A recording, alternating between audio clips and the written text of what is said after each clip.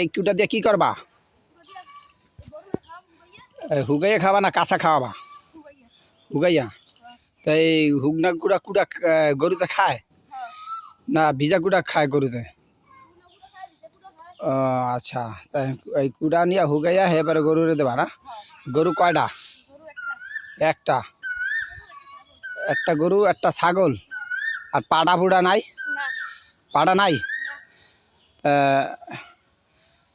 আচ্ছা, তাই কিছু তুমি কিছু বলবা? কিছুই বলবা না?